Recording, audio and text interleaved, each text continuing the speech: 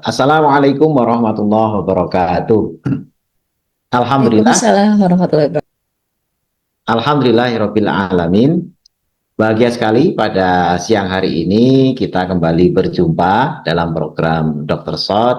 Kita akan membahas satu tema yang mudah-mudahan ini nanti bisa bermanfaat, terutama bagi ibu yang sedang menunggu buah hatinya yang mau lahir atau yang sudah lahir, karena memang di dua kondisi ini, yakni sedang hamil dan sudah melahirkan tapi masih menyusui, ini adalah kondisi ibu-ibu yang sangat perlu perhatian, ya sangat perlu perhatian karena ketika melakukan aktivitas, aktivitasnya tidak hanya untuk dirinya sendiri, tetapi juga buat sang buah hati. Nah, makanya kita membahas tentang hal-hal yang sekiranya bisa bermanfaat bagi ibu hamil dan menyusui agar terjaga dan juga menghasilkan generasi penerus yang sehat, yang kuat, dan tentu saja kesehatannya terjaga dengan baik.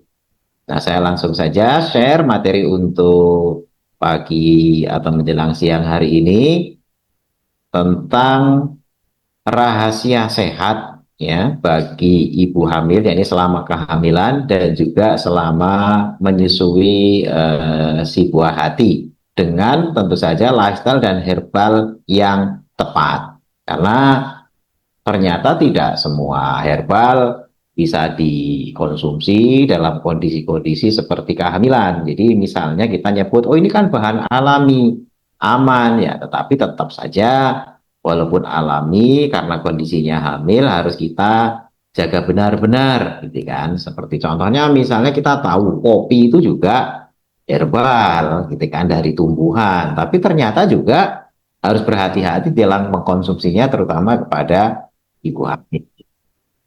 Nah, ini perlu dipahami. Nah, nanti apa saja yang tepat ya, yang tepat untuk dikonsumsi dan aman untuk dikonsumsi, bahkan tidak hanya aman, bahkan dianjurkan untuk dikonsumsi agar terjaga janin dan juga si buah hati atau juga ibunya sendiri. Selanjutnya, nah ini kepentingan ya, pentingnya merawat ibu hamil dan menyusui apa sih sebenarnya gitu kan. Jadi memang perawatan ibu hamil dan juga menyusui ini sangat-sangat penting karena ibu itu menjadi tokoh sentral bagi kesehatan dirinya sendiri maupun juga kepada si janin atau si buah hati yang sudah lahir. Tentu saja dengan pola makan yang seimbang, aktivitas fisik, kemudian juga dukungan dari lingkungan, ya suasana baik di keluarga gitu ya, atau mungkin juga di tetangganya. Ini harus benar-benar bagus agar menjaga tidak hanya jasmani tapi juga sisi psikologis, emosional atau sisi rohaninya. Jadi di sini menjaga kesehatan ibu dan janin agar tetap dalam kondisi optimal, pertumbuhannya tidak terganggu. Makanya tidak hanya jasmani, misalnya kayak nutrisi dan sebagainya, tapi juga psikisnya. Karena kalau terganggu psikisnya, gitu kan, misalnya stres, banyak problem, mungkin gizi secara fisik ya, secara jasmani gizinya cukup, tapi karena stres, akhirnya terjadi gangguan penyerapan nutrisi. Nah, nutrisinya oke tersedia dimakan, tapi karena stres penyerapannya nggak bagus ya, akhirnya percuma juga. Ya, jadi harus secara menjaga kesehatan ibu dan janin itu dalam kondisi optimal, baik jasmani maupun psikis atau rohaninya. Kemudian mendukung pertumbuhan dan perkembangan janin dengan pola hidup yang sehat. Pola hidup yang sehat itu gimana sih untuk ibu gitu kan? Biasanya kan kita hanya sekedar, oh ini harus makan buat janinnya juga, jangan ibunya aja, tapi perhatikan janinnya betul. Tapi gimana? Apakah porsinya atau apanya nih? Karena banyak ibu-ibu yang hamil, berat badannya tadinya oke-oke saja, begitu hamil, wah ini nambah gitu kan. Dan ternyata ketika lahir anaknya kurang gizi lah. Ini berarti apa ini, ibunya ngerebut semua atau bagaimana kok ibunya tambah gemuk tapi anaknya nggak dapet gitu kan. Nah ini harus ada ilmunya. Ini jangan sampai sekedar hanya sekedar makan tapi si janin atau jabang bayinya tidak kebagian gitu ya. Kemudian yang ketiga, mengurangi risiko komplikasi. Ya, komplikasi itu apakah posisinya yang kurang apa namanya bagus, posisi melintang atau sungsang, atau mungkin juga ada plasenta previa atau PP, ya plasentanya nutup apa namanya saluran persalinan, ya itu akhirnya mau nggak mau harus sesar atau dilahirkan belum saatnya atau mengalami ketuban pecah dini dan lain sebagainya. Nah ini kita perlu dijaga, dirawat si ibu dan juga si calon apa namanya buah hati nanti agar tidak mengalami komplikasi. Ya, ini apa aja yang nanti dilakukan karena sebenarnya beberapa komplikasi itu bisa dicegah agar misalnya tidak perlu sesar gitu kan.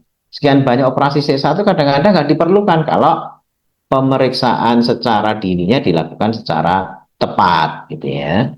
Selanjutnya, nah, apa yang harus diperhatikan saat hamil dan menyusui? Nah, ini ada empat hal pokok. Yang pertama tentu saja monitoring kesehatan ya dari perkembangan janin dan juga kalau sudah lahir bayinya. Ini perlu dilakukan, harus dimonitor ya.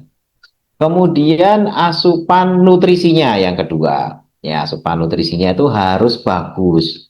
Ya, jadi baik ibunya maupun janin atau bayi. Yang ketiga, konsumsi obat dan herbal juga harus diperhatikan. Tidak semua obat bisa dikonsumsi, tidak semua herbal bisa dikonsumsi. Nah, tapi ada juga beberapa herbal yang malah dianjurkan, ya, baik dalam keadaan hamil maupun dalam keadaan menyusui. Atau juga kalau memang perlu minum obat karena kondisi tertentu, maka obat yang seperti apa? Ya, karena jangan asal beli obat warung, ya, wah ini pusing dikit minum obat warung. Nah, ini harus diperhatikan.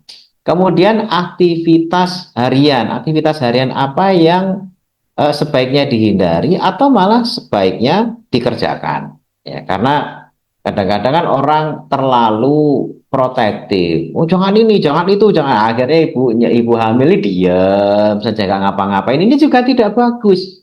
Karena ada gerakan-gerakan, ada aktivitas yang malah justru harus dijalani atau seyogyanya dijalankan agar apa? Agar kondisi ibunya tetap terjaga kesehatannya dan janinnya juga terjaga pertumbuhannya tidak terganggu. Nah, ini apa saja? Nah, kita bahas satu persatu. Yang pertama, monitoring janin dan bayi.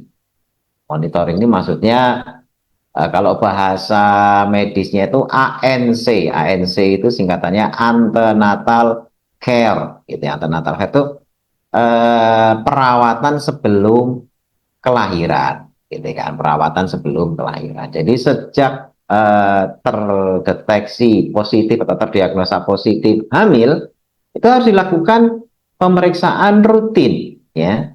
Nah, dengan macam-macam. Awal mungkin tidak terus tiap hari atau tiap minggu datang ke klinik, ke bidan apa enggak, ya seminggu apa sebulan sekali, gitu ya, cek. Bulan pertama, bulan kedua, datang ke posyandu atau apa, dapat ya suplemen-suplemen, misalnya tambah darah, suplemen asam folat, suplemen kalsium, dan sebagainya. Itu kadang-kadang suka dibagi di posyandu. Nah, ini penting ya agar bisa dimonitor. Jadi ANC ini harus dilakukan rutin, diawali dari setiap bulan sekali, ya, terus kemudian setiap 2 minggu sekali di trimester kedua, setiap 2 minggu. Nanti di trimester terakhir, apalagi menjelang persalinan itu bisa setiap minggu sekali. Di bulan terakhir mau lahiran itu setiap minggu dicek. Nah, ini yang dicek itu biasanya posisi kepala kalau sudah deket mau lahiran, apa posisi kepalanya itu udah turun apa belum, gitu kan. Perkiraan berat badan, gitu ya, berat badan janinnya berapa ini? Karena kalau perkiraannya besar ya 3 kiloan lebih misalnya, wah ini apalagi yang 4 kilo, itu tidak bisa dilahirkan secara normal gitu kan pada berat-berat bayi yang calon bayinya itu gede gitu ya. Sekarang aja kalau sudah mulai di atas, ya kalau dulu 4 kiloan ke atas gitu ya, 4 kiloan ke atas. Kalau sekarang misalnya posisi sungsang, beratnya tidak sampai 4 kilo, mungkin 3,5 atau 3,8. Itu saja juga beresiko, sehingga dokter harus mempertimbangkan apakah ini lahir normal atau nanti disesar. Karena kalau enggak, kita nggak tahu posisinya gimana, kepala apa maaf, bokongnya yang ada di apa namanya jalan lahir. Nah itu begitu lahiran, wah ini kok ternyata presentasi bokong, presbu namanya. Karena ada preskep, preskep itu presentasi kepala, lahir kepala dulu, itu yang normal. Tapi ketika tidak ada ANC, bidannya juga bingung ini kepalanya mana, karena pada janin itu kepala sama bokong kadang-kadang kalau dipegang dari permukaan luar itu ya sama aja gitu ya. Tapi kalau ada USG, ya ini pentingnya monitoring itu USG-nya dicek, oh kepalanya udah turun, udah masuk panggul dan sebagainya kelihatan. Kemudian juga dimonitor denyut jantungnya. Ya denyut jantung ini untuk melihat apakah bayinya stres atau enggak. Kalau denyutnya kencang, duk duk duk duk duk duk duk duk duk duk, nah, itu kencang banget. Itu karena nanti akan ada hitungan normalnya. Memang janin itu kan denyutnya itu kencang, tetapi tetap ada angka normalnya berapa ratus per apa namanya sekian ratus gitu ya, seratus sekian bukan sekian ratus, 100 sekian per detik apa per menit ya. Nah itu nanti dilihat, oh ini terlalu kenceng, nah, berarti bayinya stres gitu kan. Oh ini umur kamu udah janinnya udah mateng tapi kok stres begini. Nah kalau sudah stres begitu itu pertanda harus segera diterminasi, harus segera dilahirkan itu maksudnya. Ya harus segera dilahirkan karena bayinya stres ini, diukur denyutnya apanya. Nah itu karena kalau dibiarkan berlama-lama bisa bahaya misalnya. Jadi denyut jantung ini penting, apakah denyutnya itu terlalu kencang atau terlalu lambat atau normal. Nah, ini bisa dimonitor secara berkala.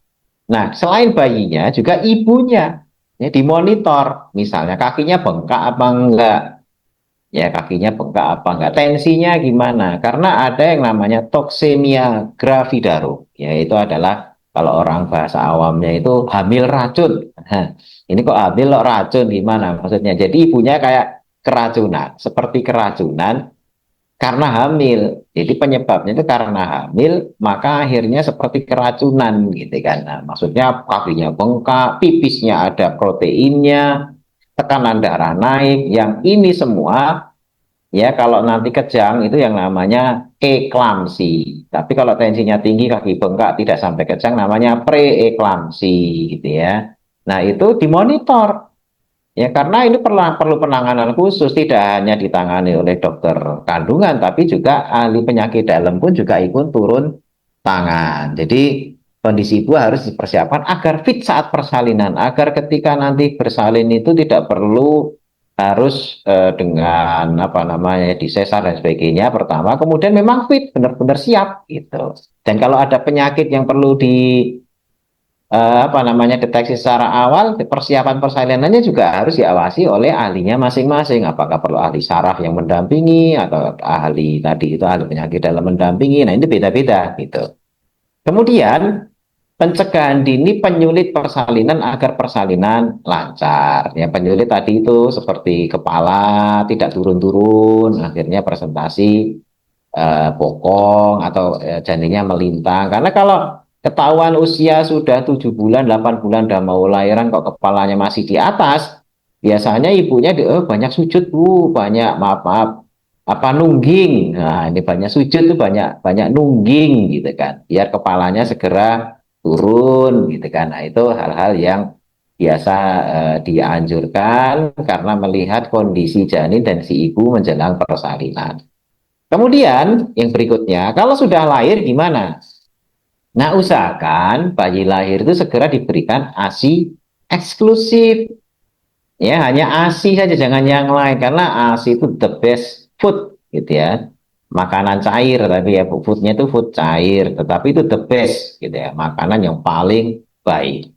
Nah, kemudian juga tidak diberikan susu formula apapun itu. Susu formula itu tidak akan pernah sama ya dengan ASI. Dari komposisinya, susu formula itu biasanya lebih banyak gula.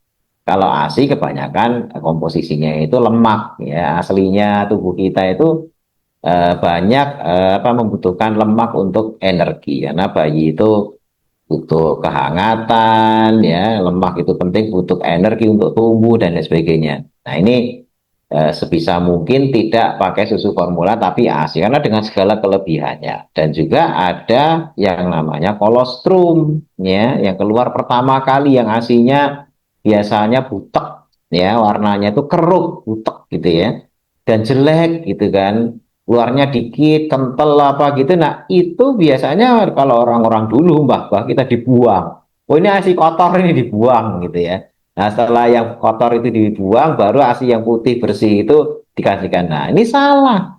Justru yang awal itu adalah merupakan ASI yang paling banyak imunoglobulinnya. Ini zat-zat yang merupakan antibodi untuk si janin, untuk si bayi yang sudah lahir. Nah, ini kolostrum kalau bahasa kita namanya kolostrum. Itu sangat penting buat si bayi untuk mendapatkan imunitas yang akhirnya bayi itu tidak gampang sakit, gitu ya. Kemudian meski ASI belum keluar, upayakan bayi dilatih untuk menghisap, saking refleks, saking itu menghisap atau nyedot gitu ya.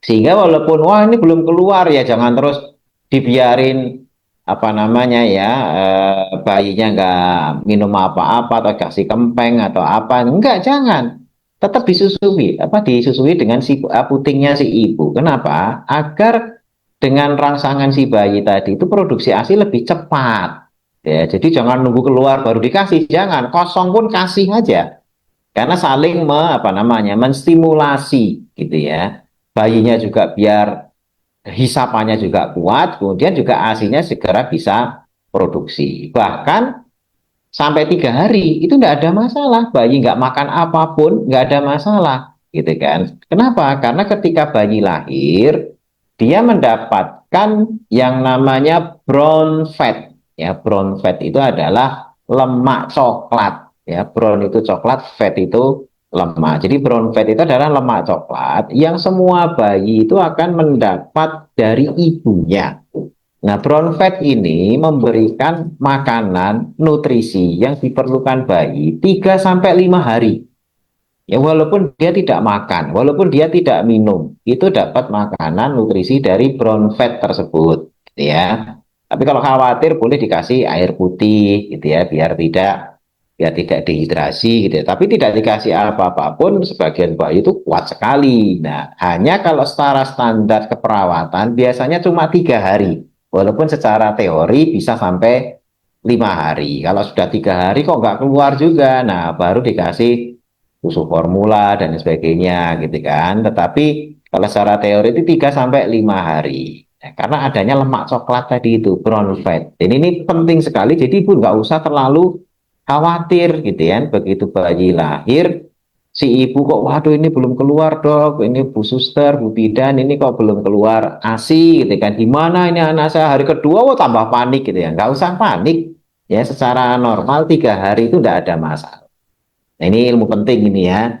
Jadi ya karena saya sendiri sudah 12 kali ngalami itu, jadi nggak usah khawatir ya kalau yang belum punya momongan baru mau menyambut yang pertama. Nah, ini dapat ilmu sehingga nanti tidak panik kalau pada hari kedua pertama, kedua sampai ketiga itu belum keluar ASI. Tapi yang paling penting itu adalah ASI eksklusif, terutama yang pertama itu. Makanya kalau di yang bidan-bidan yang pinter itu, yang paham ya, begitu lahiran langsung bayinya kalau ini benar keluar ya langsung ditempelin ke puting ibunya biar segera dapat ASI eksklusifnya tadi itu, dapat kolostrumnya langsung ditempelin gitu, nggak nunggu apa, langsung tempelin ke ibunya. Nah, ini penting. Berikutnya asupan nutrisi. Nah, ibu di sini tadi saya sebutkan makan untuk 2 orang. Ya, makan untuk 2 orang. Tapi bukan berarti porsi double. Ini kan isi perutnya kan cuma lambungnya satu aja lambungnya, ya. Lambungnya bayi terpisah, punya bayi sendiri. Tapi memang makan untuk 2 orang. Dalam artian apa? Yang double itu adalah nutrisinya, bukan porsinya. Nah, ini yang seringkali ibu-ibu hamil itu punya legitimasi untuk rakus. Nah, ini salah. Ya, nutrisi untuk 2 orang itu tidak identik dengan rakus. Ya, jadi akhirnya kebetulan lagi hamil ya, suaminya juga disuruh-suruh mau aja gitu kan. Oh, beli ini, beli itu. suruh beli mangga di puncak Himalaya aja suaminya mau gitu ya. Makanya mumpung kayak gitu suruh-suruh beli apa, jangan gitu ya, jangan akhirnya apa namanya terus makannya nggak ada kendali. Bukan itu tujuannya. Jadi makan dengan nutrisi double itu adalah nutrisinya, bukan porsinya. Karena berat badan ibu harus sebisa mungkin normal-normal saja. Nah, normal itu dalam artinya ibu ya belum ditambah janin. Nah, kalaupun naik karena ada konversi tambahan berat badan janin. Tapi nantinya pada prinsipnya kalau nutrisinya itu terjaga bagus, insya Allah habis pasca persalinan pun ibunya juga tidak menggendut, gitu kan? Tidak terjadi gangguan metabolik, ya karena bisa aja tadinya nggak punya gangguan metabolik, begitu hamil terjadi gangguan metabolik hanya karena tadi itu dapat legitimasi untuk rakus. Nah ini beda ya. Nah kesalahan pemahaman ini bisa bikin ibu mengalami obes ya, tapi kurang gizi gitu ya. Jadi si janinnya itu kurang gizi karena yang diperlukan janin itu sebenarnya kan apa? Komponen nutrisi penting untuk janin itu protein. Kenapa? Dia perlu membentuk otot. Ya, otot kan dari protein. Ya, kemudian mineral, gitu kan. Mineral itu kalsium untuk tulang. Ya, kemudian vitamin-vitamin, ya vitamin B, asam folat itu untuk saraf, gitu kan. Kemudian ada zat besi, ya karena memang darahnya itu berbagi dengan si bayi.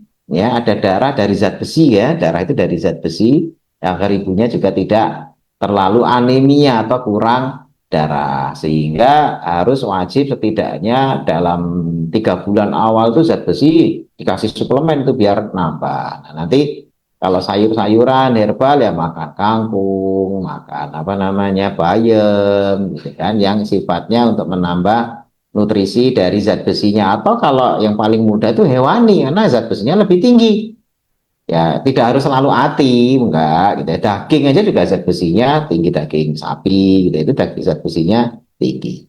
Kemudian hindari makanan yang berpotensi memicu gangguan asupan karena memicu mual, muntah atau diare. Nah, ini malah kontraproduktif dari nutrisi sehingga akhirnya enek gitu ya.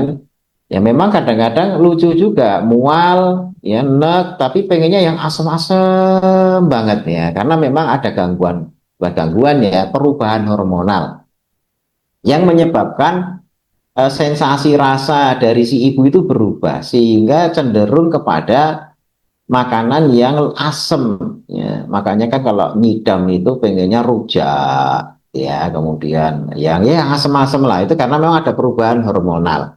Yang tadinya nggak seneng asem-asem itu pengennya yang asem gitu kan pada waktu hamil. Nah itu seringkali disebut ngidam. Nanti yang lainnya ayo dituruti kalau enggak anaknya ngileran gitu. Itu kalau orang-orang kuno, itu orang-orang tua kita, itu. Jangan ini, pokoknya kasih harus dituruti kalau enggak anaknya ngileran. Ya, nah, tapi itu karena perubahan hormonal saja. Nah, jadi makanan dijaga, ya tidak membuat mual, muntah atau diare. Selanjutnya, nah ini tentang obat-obatan.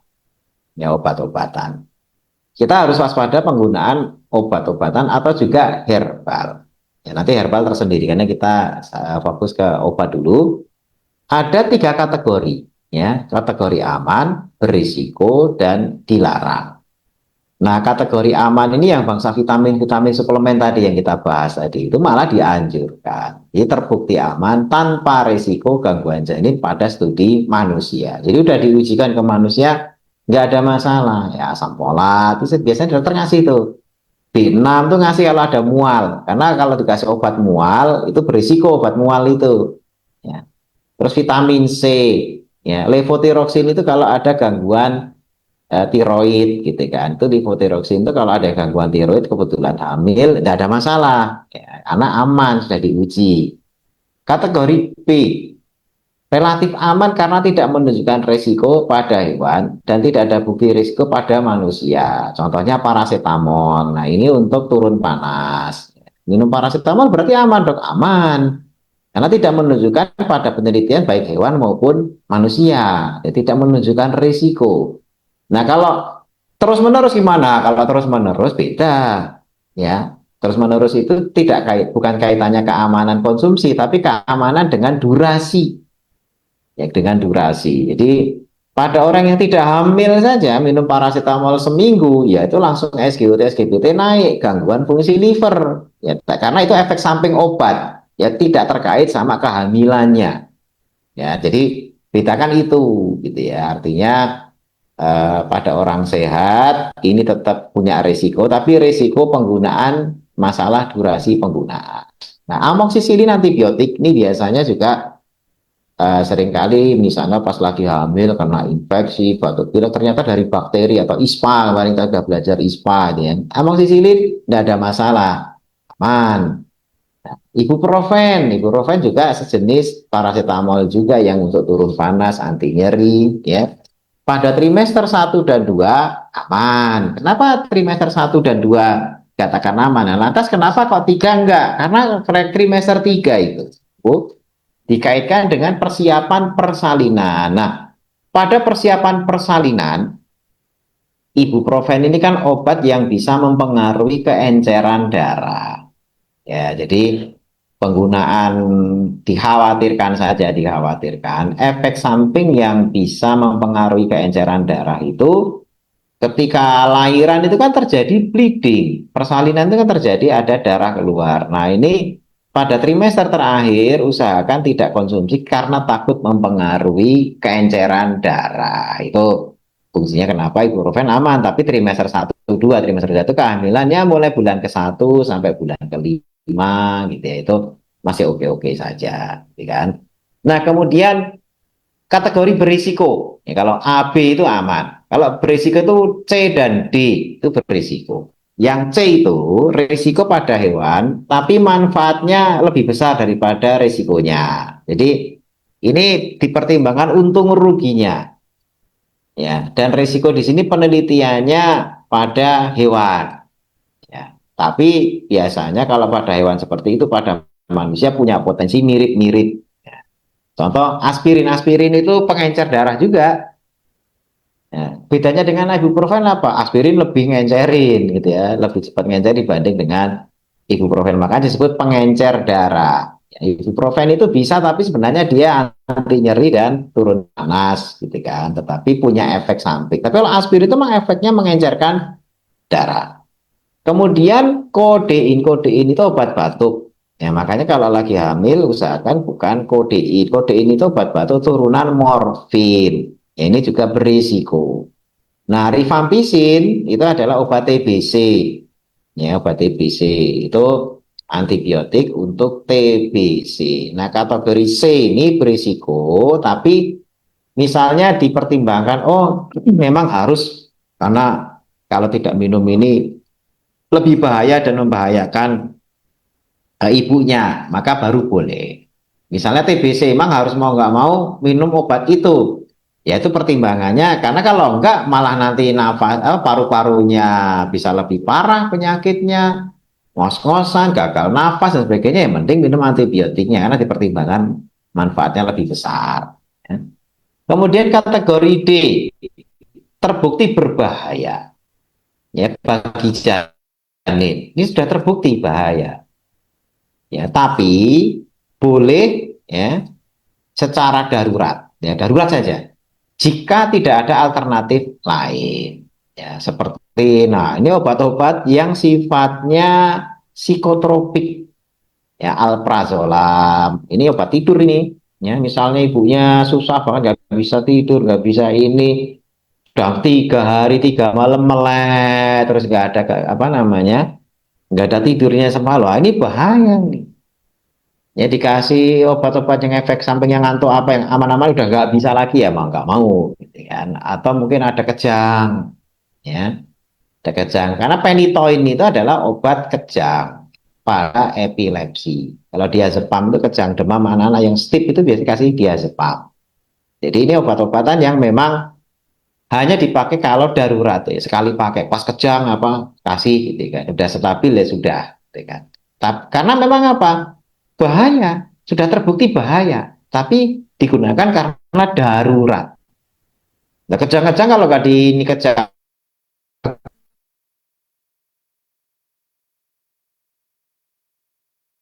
gurau malah ibunya nggak ketolong. Nah, ini bahaya semuanya. Ini tidak terlalu apa namanya ya, Jadi tidak terlalu mengalami kelainan karena hanya sekali saja kasihnya. Kemudian yang terakhir kategori X, ini larangan, sangat berbahaya. Ini bisa menyebabkan janin abnormal, bisa terjadi pertumbuhan yang abnormal. Ya, jadi ini kontraindikasi atau bisa menimbulkan keguguran. Contoh isotretinoin, ini obat jerawat. Ya, obat jerawat. Ya, baik oles maupun minum isotretinoin. Ini bahaya, ya, bisa merusak janin. Ya, bisa menimbulkan kecacatan janin. Warfarin ini obat untuk biasanya dipakai untuk pengencer darah juga. Misoprostol ini adalah obat untuk anti mual muntah. Ya, anti mual muntah. Tetapi ini bisa menyebabkan keguguran. Ya, misoprostol ini. Makanya ketika ibu hamil mual apa tidak boleh dikasih ini. Ya, biasanya untuk lambung, asam lambung, untuk mengatasi tukak lambung, bisa menangani mualnya. Tapi lagi hamil, jangan. Ya, karena obat ini juga seringkali dipakai oleh bidan atau apa untuk mempercepat persalinan. Ini kok nggak lahir-lahir ya, terus dipacu. Nah, dipacunya bisa pakai misoprostol ini. Ya, makanya kalau nggak ada ini tiba-tiba minum itu ya tidak ada gejala apa namanya belum masih usia 6 bulan 7 bulan tiba-tiba minum misoprostol lah bahaya, makanya ini kontraindikasi, nggak boleh. Selanjutnya aktivitas fisik yang disarankan, nah ini ibu hamil jangan mager, harus ada olahraga yang ringan, jangan terlalu berat seperti jalan kaki, ya tetap jalan kaki lakukan agar aliran darah lancar, karena ibu hamil itu di daerah panggul itu aliran darah ke atasnya itu kebendung oleh janin, sehingga seringkali terjadi yang namanya varises karena ada bendungan karena pembuluh darahnya kegencet oleh janin. Nah, tapi dengan berjalan ya mudah-mudahan alirannya itu jadi lebih lancar karena ada di kaki kita itu pompa pembuluh darah yang ada di kaki sehingga membantu aliran darah dari kaki ke atas itu biar lebih lancar. Nah, itu jalan kaki. Senam kehamilan, nah, tentu saja ada instruktur yang mengarahkan gerakan apa yang dianjurkan. Atau stretching sederhana, peregangan sederhana. Ini dapat meningkatkan sirkulasi darah. Nah, tadi itu ya jalan dan sebagainya. Mengurangi ketegangan otot serta menjaga keseimbangan tubuh. Selanjutnya suplemen alami untuk ibu hamil apa saja? Nah, ini yang herbal-herbal alami dan suplemen alaminya. Pertama, madu. Ini sumber energi biar ibu hamil tidak lemas, terus antioksidan. Antioksidannya bagus. Ditambah lagi sebenarnya madu ini pun juga anti anemia. Ya, bisa mengobati kurang darah. Ya. Nah, ini penting ini penting. Tapi juga tidak boleh berlebih-lebihan madu terus ya gendut nanti gitu ya karena kebanyakan gula ya. Yang berikutnya susu. Ya, susu ini karena kalsium untuk penulangan janin, biar ibunya tidak keropos tulangnya. Karena kalau kita tidak menyediakan kalsium cukup, si janin ini akan menghabiskan kalsium yang ada di tulangnya ibu, atau kalau enggak, giginya ibu. Ya, giginya ibu itu diambili kalsiumnya, sehingga keropos. Ya, makanya kalau anak sudah mulai 4, 5 itu si ibu itu biasanya kropos karena ketika menyusui juga kalsiumnya diambil sama si bayi. Ketika masih janin pun juga si bayi ngambil tulang untuk penulangan janin itu dari tulangnya ibu dan giginya ibu. Nah, ini penting ya untuk bagaimana asupan dari luar kalsiumnya ditambah. Kemudian teh hijau maca nyaman, ini anti mual. Ya, bisa untuk anti anemia juga. Nah, ini bagusnya bisa lain anti mual, bisa anti anemia juga. Kemudian jahe masih oke. Ya, anti mual juga. Nah, yang nggak oke itu temulawak. Ya, temulawak itu, wah ini bahaya ke janin. Habatus sauda sama. Bahayanya apa? Bahayanya adalah bisa memicu kontraksi kalau habatus sauda. Tapi kalau temulawak ke janinnya. Kalau habatus sauda ke kontraksi, tiba-tiba perutnya kenceng-kenceng lahiran, wah repot. Kalau sudah menjelang persalinan malah bagus. Ya kehamilan udah mau berakhir, minggu-minggu terakhir, banyakin minum habatus sauda nggak apa-apa. Ya, karena kalaupun kontraksi, ya itu nanti menguatkan kontraksinya. Tapi kalau baru umur 4 bulan, 3 bulan udah kontraksi, nah itu bahaya. Nah, manjakan ini juga tidak dianjurkan karena kan terkait sama hormon perempuan. Nah, pada hormon perempuan pada kehamilan itu kan beda komposisinya, tidak seperti waktu normal. Jadi nanti malah keseimbangan hormonnya terganggu. Nah, pada waktu menyusui, yang paling bagus itu adalah yang merupakan ASI booster dan juga untuk imun. Ya, ASI booster contohnya habatus sauda, hilba, daun katuk, ya, daun kelor, ya, bawang putih. Ini semuanya adalah ASI booster.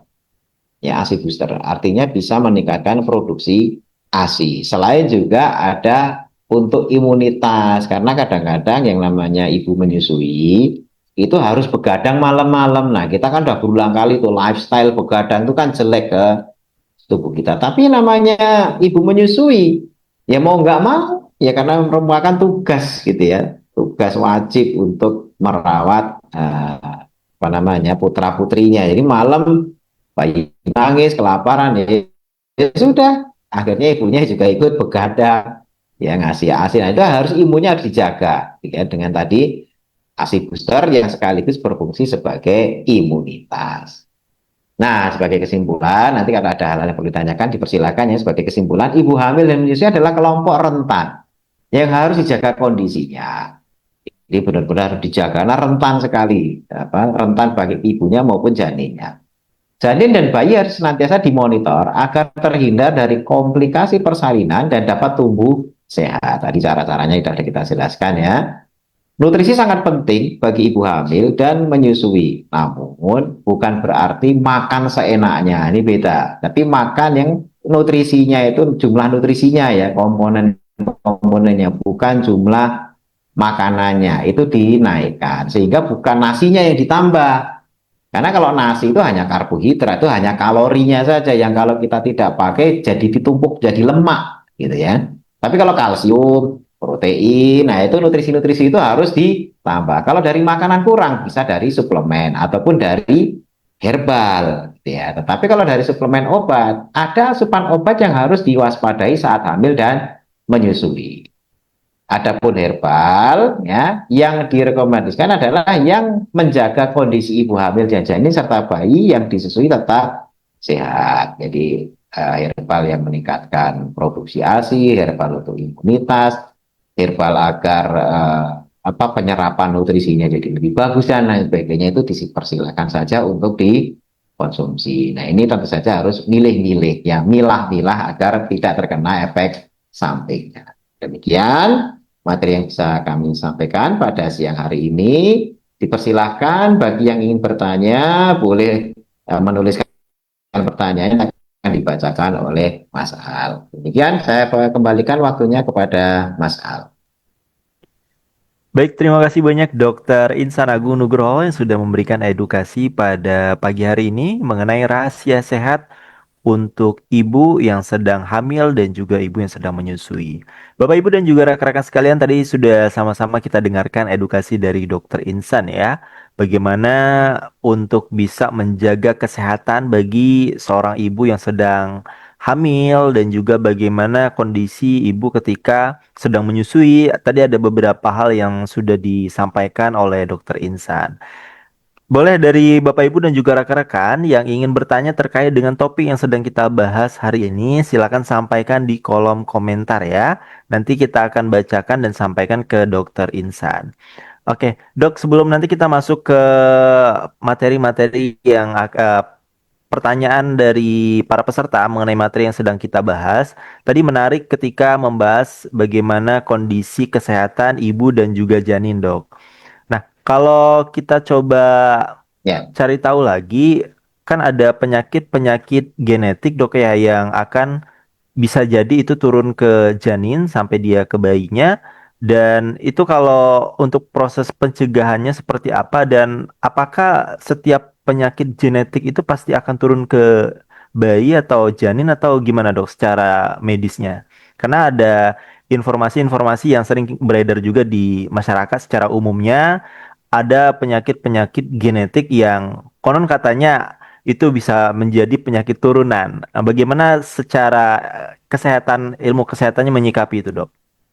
Ya, yang disebut sebagai penyakit ya, genetik ya atau Hmm, keturunan itu sebenarnya adalah penyakit yang dalam gen kita, dalam rantai gen kita di DNA atau di kromosomnya itu memang di sana ada nurun, ya nurun hmm, dalam bentuk potensi, ya dalam bentuk potensi. potensi. Artinya dia punya potensi nanti karena secara gennya itu ada penyakit itu ada tertulis di sana, gitu kan, tertulis di kode-kode genetiknya. Tetapi ada juga penyakit yang dikatakan masih sifatnya potensi walaupun tidak tertulis di genetiknya. Potensi itu begini, pada penyakit A misalnya, saya nggak perlu sebut nama penyakitnya ya. Orang dengan orang tua yang terkena penyakit ini, penyakit A ini, maka anaknya 4 kali lipat lebih punya potensi terkena dibandingkan yang bapak ibunya nggak kena. Nah, misalnya itu belum tentu genetik, itu belum tentu Hmm, genetik.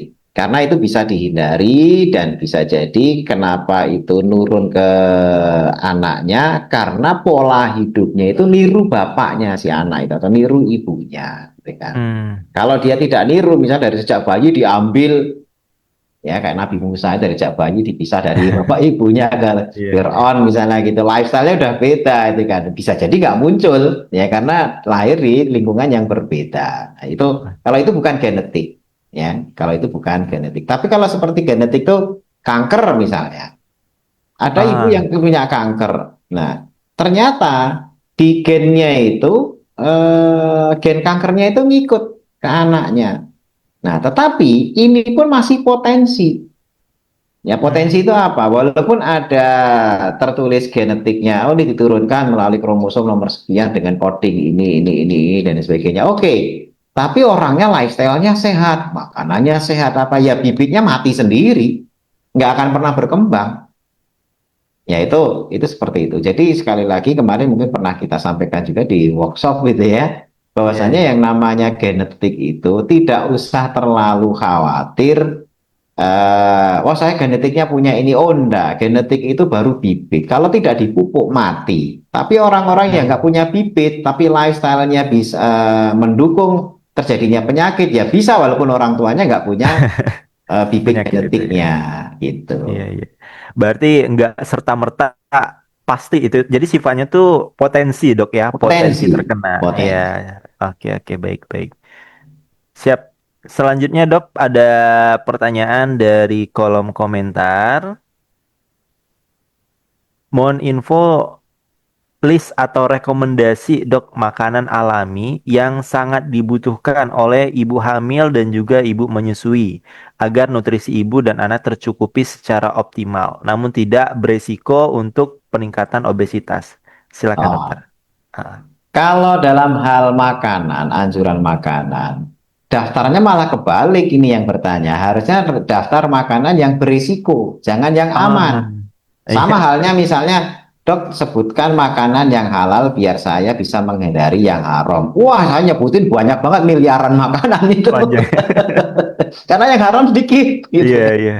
Jadi paling bagus itu adalah yang dihindari itu ini. Itu kan dikit. Berarti apa yang tidak Ketahui yang dihindarinya dihindari dulu, apa? dok ya. Iya. Iya, iya. Jadi Ah, tadi kalau makanan-makanan yang harus diwaspadai ya kalau yang tajam-tajam tadi itu ya. Kalau walaupun itu sifatnya kadang-kadang lebih kepada apa namanya? Lebih kepada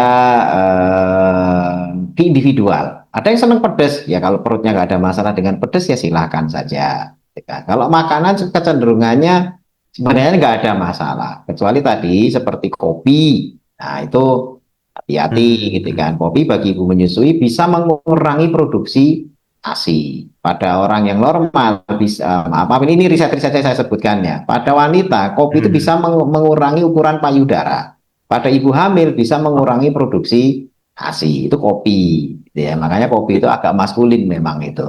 Nah, itu kemudian dari segi kandungannya, dok ya, dari segi kafeinnya ya atau eh, apanya, dok? ini sifatnya riset ya. Kalau penyebabnya Riset. apa kita enggak tahu. Tapi konsumsi itu ternyata mempengaruhi ukuran payudara dan juga Oh, mengurangi jumlah Siapakah kafeinnya atau zat yang lainnya, saya belum sampai belajar lebih dalam. Tapi riset Baik. tentang itu ada, gitu kan. Mhm. Kemudian kalau makanan-makanan dan lain sebagainya yang lain sih cenderung aman-aman saja, hanya jangan berlebihan. Tetap berlaku kulu wasrobu wala tusrifu. Ini sifatnya makanan ya. Nah, kalau vitamin-vitamin otomatis oke-oke aja semuanya, tidak ada masalah dari makanan. Makanya kalau makanan sih jarang ya, kecuali tadi temulawak. Kalau ada makanan yang mengandung temulawak dalam dosis besar, tapi jarang makan temulawak itu dalam dosis besar ya.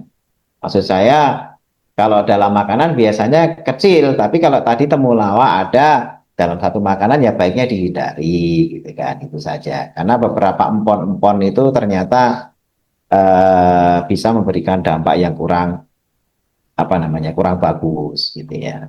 Itu saja. Kalau tadi ada pertanyaan tentang apakah kurma itu bagus, kurma bagus, tidak ada masalah. Kurma. Kurma tidak ada masalah. Ya, dan apalagi menjelang persalinan. Yang menjelang persalinan perlu energi. Bahkan dalam dosis tertentu ada semacam zat yang bisa membantu kontraksi, ya.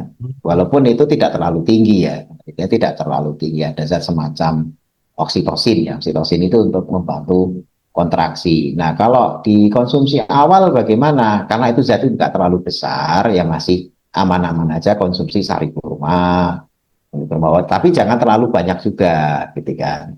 Terlalu banyak itu ya tetap semuanya tadi kulu Disesuaikan, wasrobu, Dok ya. ya kulu wasrobu Ya. wala tusriku tadi itu. Kalau Demikian. untuk sari madu, madu-madu, madu murni ya, Dok ya, juga bisa Aku juga, Dok ya. aman, Oke. aman saja. Bahkan tadi kita anjurkan. Gitu. Hmm, hmm, hmm. Baik, ini untuk pertanyaan terakhir, Dok, di sesi kita kali ini. Ya, Dokter, anak saya sedang hamil, usia hamil 2 bulan, ada jatuh. Alhamdulillah kata dokter nggak ada masalah, saat ini usia hamil 4 bulan. Tapi anak saya sangat lemah, tidak bisa banyak bergerak. Saya bingung mau kasih herbal Nigella tapi tensinya rendah. Kalau Hilba tidak bisa untuk usia hamilnya. Apakah sari kurma ginseng bisa diberikan, Dok? Kira-kira kalaupun bisa berapa dosisnya? Silakan, dokter.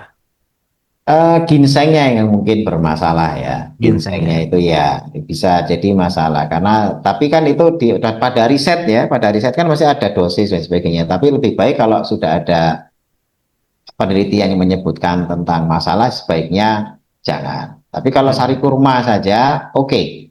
Kalau sari Sari kurma kurma. saja, oke. Asal tidak berlebihan. Tapi kalau ada ginseng, nah ginsengnya ini yang masalah. Kalau jatuh tadi itu kuncinya adalah istirahat, cari apakah tulangnya dan sebagainya bermasalah. Tapi kalau janinnya, insya Allah selama tidak langsung terkena kepada rahim ya, nah, itu Hmm. sebenarnya nggak perlu terlalu dikhawatirkan karena secara umum rahim itu kokoh, makanya disebutkan kororim makin kalau dalam Al-Quran disebutnya faja'alnahu fi kororim makin, maka kami jadikan janin itu dalam tempat yang kokoh, ya, kuat sekali itu. Jadi itu tempat yang bahkan ibu-ibu yoga, kemudian meditasi atau tadi senam kehamilan dengan gerakan tertentu pun aman-aman saja ya. Artinya dengan instruktur ya biar tahu Hmm. peregangan itu posisinya gimana gimana gitu kan. Karena memang janin itu kokoh gitu kan sehingga dilihat saja jatuhnya seperti apa, apakah ada bleeding atau tidak, kemudian dimonitor. Karena dulu saya pernah juga ada pasien jatuh Hmm. berdarah. Ya, terus datang ke Oh. saya, dok ini jatuh, maaf di area kemaluannya itu keluar darah. Apakah ini bagusnya minum peluruh saja ya? Gitu kan, nanya ke saya, gitu kan. Hmm. Saya bilang jangan, ya tapi cek di USG janinnya masih ada atau tidak. Jadi jangan buru-buru minum peluru. Nah, terus pasiennya, waduh dok tadi udah minum, waduh ini gimana gitu kan. Terlambat ya. Nanyanya bukan nanya tapi sudah melakukan gitu kan. Nah, Iya. akhirnya ya lagi mana baiknya jangan diteruskan dulu. Ini obat pelurunya masih ada, jangan diteruskan. Cek USG. Jadi darah yang ada di apa namanya keluar di kemaluan belum tentu itu sudah keguguran. Akhirnya dicek, Oh, iya. benar-benar dicek. Ternyata masih utuh. Ya, Alhamdulillah. darahnya tuh mungkin ya sedikit ada bleeding, tapi janinnya utuh. Akhirnya kontrol lagi ke saya di bawah hasil USG. Oh ini bagus. Sudah lanjutin saja, lanjutin sampai lahir. Ya waktu lahir dan juga datang dok ini yang dulu anak pernah saya mau gugurkan gitu ya. Nah itu alhamdulillah masih selamat. Padahal itu sudah sampai jatuh sampai ada bleeding gitu kan. Tapi Oh, ternyata janinnya masih bagus. Jadi jangan buru-buru dibersihin, dikuret, di apa, tapi iya, dilihat iya. dulu. Kuret itu kan sebenarnya bukan untuk membersihkan janin. Kalau kuret itu janinnya sudah nggak ada, tapi produk kehamilan yang lainnya masih ada itu baru dibersihkan. Jadi bukan untuk menggugurkan atau membersihkan janin, bukan. Hmm, Kalau membersihkan janin itu namanya menggugurkan. Tapi kalau kiret itu tujuannya membersihkan sisa-sisanya, ya banyak. sisa-sisa produk kehamilan. Demikian. Oke, Alhamdulillah. Baik, demikian Bapak Ibu untuk jawaban dari setiap pertanyaan. Insya Allah bisa bermanfaat ya untuk Bapak Ibu semuanya. Berhubung sudah memasuki waktu isoma ya sesaat lagi, baik itu di wilayah timur, di wilayah barat dan juga timur sudah lewat ya. Kita akhiri untuk sesi Dr. Short pada kesempatan kali ini. Dan sebelum nanti kita tutup, mari sama-sama kita dengarkan closing statement dari Dr. Insan. Silakan, Dok. Ya, baik. Dulu ada satu nasihat dari seorang ustadz ya, bahwasanya Allah tuh menitipkan satu alam tuh ke wanita. Ya, satu alam itu dititipkan kepada wanita. Alam yang lain, alam dunia, tidak dititipin ke siapa-siapa. Dunia kita sedang alami. Nanti ada kubur, nanti ada akhirat. Tapi ada satu alam yang dititipkan oleh Allah kepada wanita, yakni alam rahim. Ya, alam rahim. Sehingga kalau di sana ada penghuninya, nah ini bagi pemilik alam, ya, bagi pemilik alam yang punya rahim gitu ya, itu ini merupakan amanah besar agar jangan sampai yang menghuni di sana itu mengalami hal-hal yang tidak diinginkan. Nah, ini bagi pemilik apa namanya rahim. Nah, bagi yang keluarga yang kebetulan putrinya sedang dititipi amanah gitu, dalam rahimnya, maka hendaknya berkolaborasi, ya, bekerja sama, sinergi untuk saling menjaga. Jangan sampai yang sebenarnya ibu hamil itu sudah mendapatkan stresor dengan beban kehamilan, itu ditambahi lagi dengan entah kata-kata, entah peristiwa, entah nanti hal-hal yang mengganggu psikologi, ya, dan juga ya tentu saja kepada fisiknya juga ujung-ujungnya. Nah, tentu saja ini dibutuhkan kerjasama. Makanya bagi ibu hamil menyusui tidak hanya dari ibu hamil dan menyusui sendiri yang dengan ilmu yang tadi sudah di-share itu perlu difahami, tapi juga keluarga yang menyertainya. Maka dalam kesempatan siang hari ini saya yakin yang mendengarkan juga bukan hanya ibu yang sedang hamil atau menyusui, tapi barangkali dari ibu-ibu yang punya ya calon cucu, gitu ya, atau mungkin bapak-bapak mungkin, tapi bapak-bapak pun juga insya Allah nantinya juga bisa mendapatkan ilmu ini untuk cucu-cucunya agar nantinya ketika anaknya yang sedang hamil ya itu bisa mendapatkan edukasi dan pengarahan yang benar, karena kita juga mengakui di dalam komunitas di keseharian kita itu kita belum bicara tentang mitos-mitos. Nah, ini yang kadang-kadang yang susah gitu ya. Nggak boleh ini, nggak boleh itu. Padahal yang ketika dikatakan nggak boleh ini itu ternyata tadi kayak kolostrum, jangan dikasih, buang itu asinya kotor. Ternyata malah fungsinya sangat-sangat bermanfaat. Gara-gara kita kemakan mitos. Nah ini belum yang itu ya. Makanya dengan edukasi yang benar, insya Allah mudah-mudahan kehamilan dan juga nanti proses menyusui itu bisa berjalan dengan lancar. Demikian, Mas.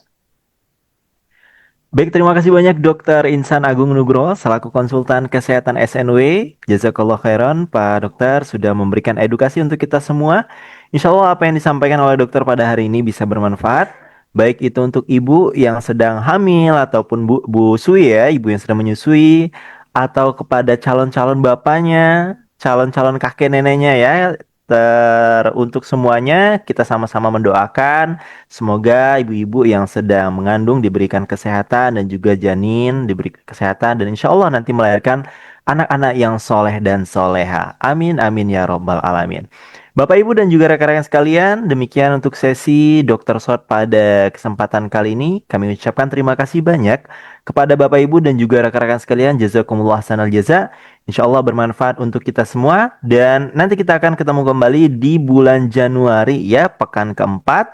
Untuk itu silakan Bapak Ibu luangkan waktunya di setiap hari Kamis. Insya Allah melalui program yang ada di kampus kita akan live streaming setiap hari Kamis. Ada kegiatan Inspiring Corner, kemudian ada kegiatan Health Talks dan juga program Dr. Shot.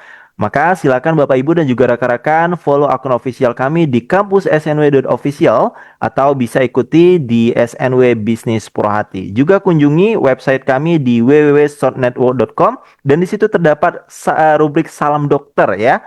Bapak Ibu bisa konsultasi, sampaikan konsultasi kesehatannya seputar topik-topik kesehatan apa saja atau yang sedang Bapak Ibu alami. Insya Allah nanti bersama konsultan kesehatan SNW akan dibantu untuk mencari jawabannya. Demikian untuk sesi kali ini. Saya ucapkan terima kasih banyak. Saya Alkirom selaku pembawa acara mohon izin pamit undur diri dan sampai jumpa di pertemuan berikutnya. Dan nanti saya akan kembalikan acara ke rekan saya Ibu Ari Haryati. Wassalamualaikum warahmatullahi wabarakatuh. Waalaikumsalam.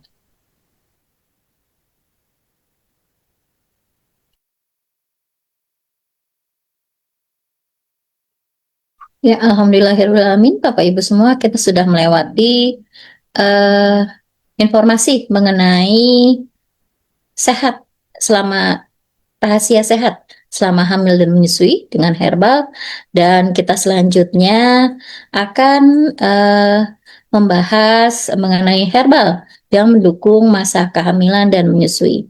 Namun Bapak Ibu semua, karena sudah memasuki waktu zuhur, bagi Bapak Ibu yang ingin sholat dulu itu dipersilahkan, dan terutama Bapak-Bapak ya dipersilahkan untuk sholat zuhur. Namun kalau ibu-ibu yang ingin menyimak dipersilahkan untuk melihat acara selanjutnya, yaitu mengenai herbal yang mendukung hal tersebut, sehat pada saat hamil dan menyusui. Iya, Bapak Ibu semua, alhamdulillah ya, kita kembali untuk menjelaskan mengenai herbal yang mendukung pada saat hamil dan menyusui dengan herbal Purhati. Dan di sini bisa kita lihat beberapa herbal yang mendukung untuk proses hamil dan juga menyusui. Dan Bapak Ibu,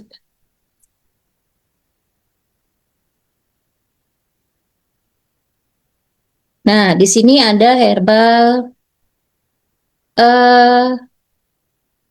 HNT Food Etawa Goat Milk. Ini adalah minuman susu kambing rasa pisang.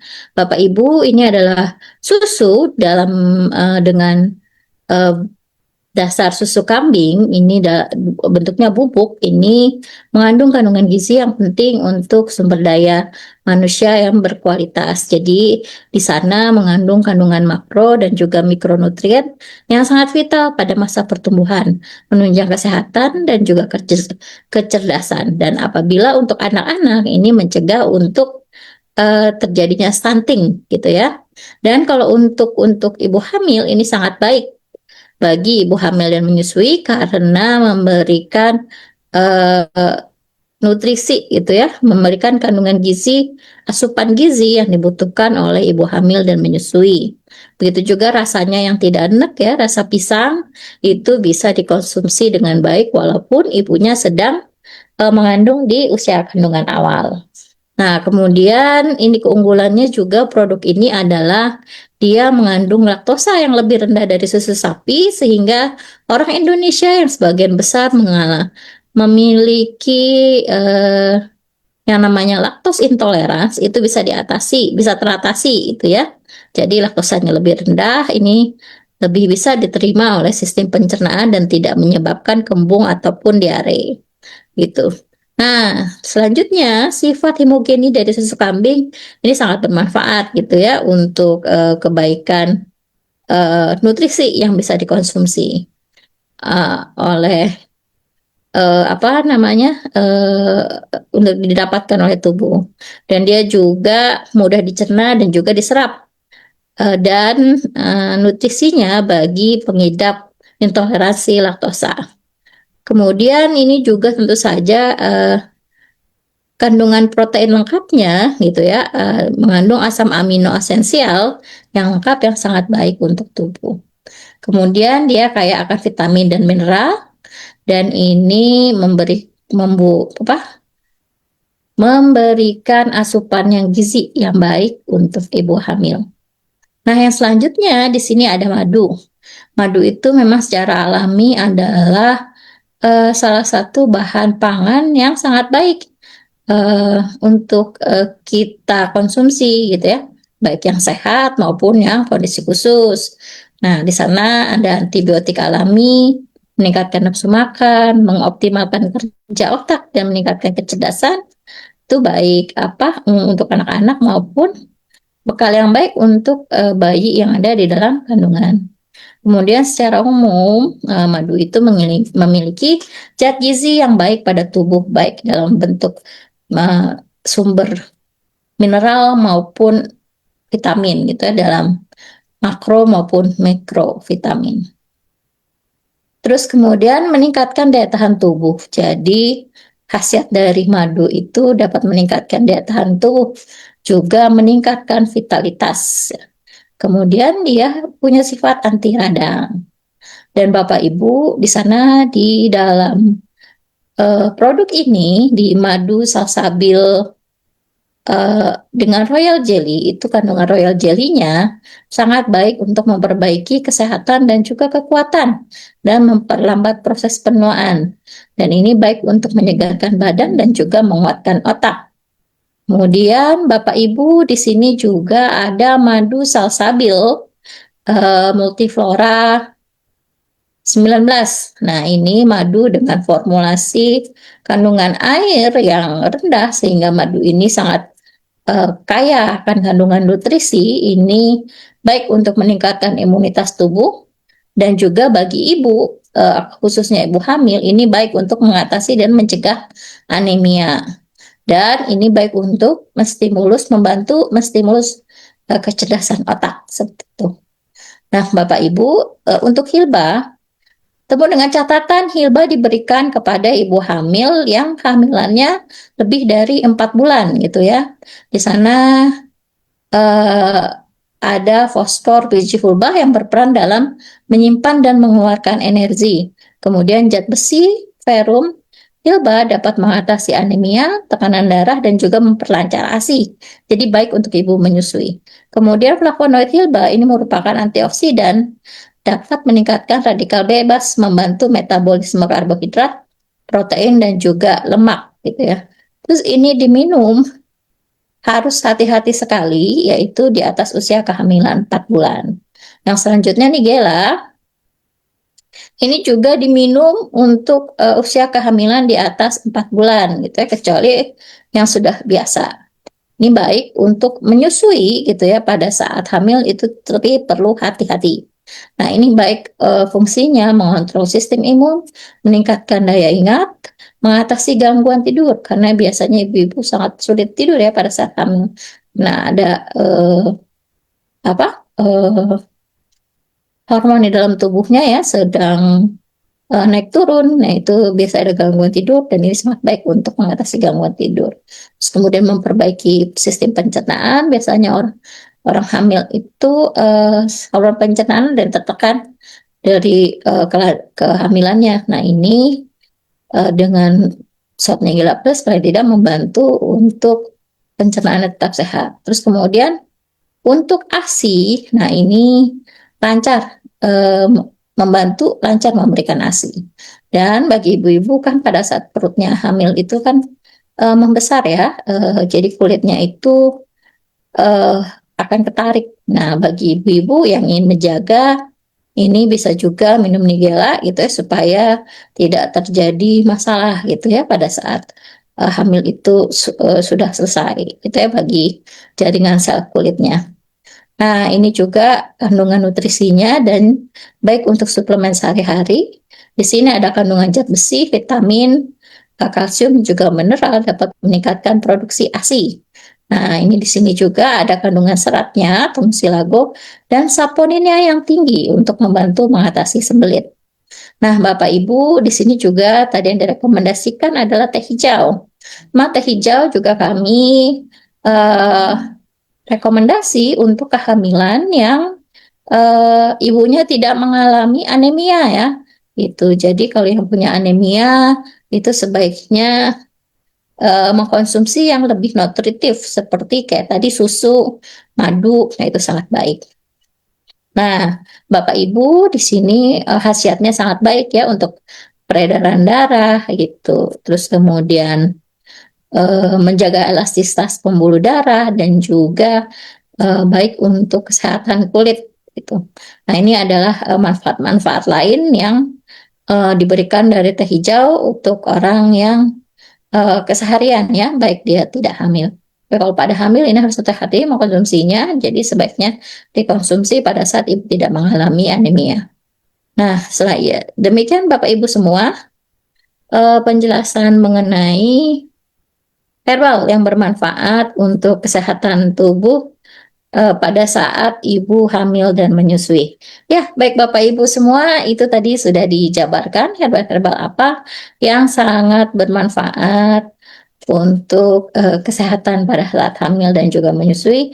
Dan pada saat yang perlu diperhatikan adalah pada saat mengkonsumsi Shot Nigella Plus dan juga Shot Herbal Plus itu harus usia kehamilan di atas 4 bulan gitu ya. Terus kemudian teh hijau dikonsumsi tidak terlalu intens dan dalam kondisi tidak anemia. Nah, baik Bapak Ibu sekalian, demikian penjelasan herbal mengenai bagaimana sehat untuk rahasia sehat untuk ibu hamil dan juga menyusui.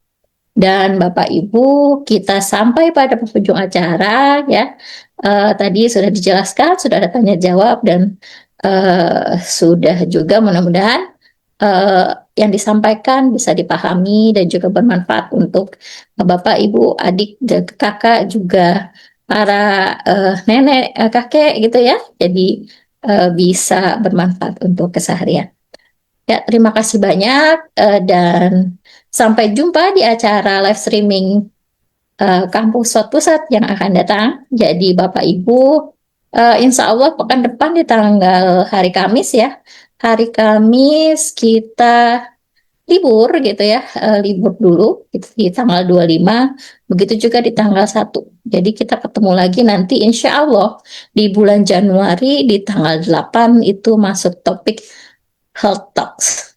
Ya, baik Bapak Ibu semua, alhamdulillah sudah memasuki waktu zuhur. Bapak Ibu dipersilahkan untuk menjalankan salat zuhur dan saksikan dan nantikan acara-acara latihan dari kampus pusat yang akan datang. Sampai berjumpa kembali dan semoga waktu yang sudah kita luangkan dari awal sampai dengan sekarang mendapatkan keridhaan ya di bagi Allah menjadi amal perbuatan yang bisa bernilai ibadah di mata Allah Subhanahu wa taala. Terima kasih banyak, semoga bermanfaat dan Bapak Ibu sampai jumpa di pekan-pekan mendatang. Kita tutup dengan doa kafaratul majlis. Subhanakallahumma wa bihamdika asyhadu alla ilaha illa anta astaghfiruka wa atubu ilaik. Wabillahi taufik wal hidayah. Wassalamualaikum warahmatullahi wabarakatuh.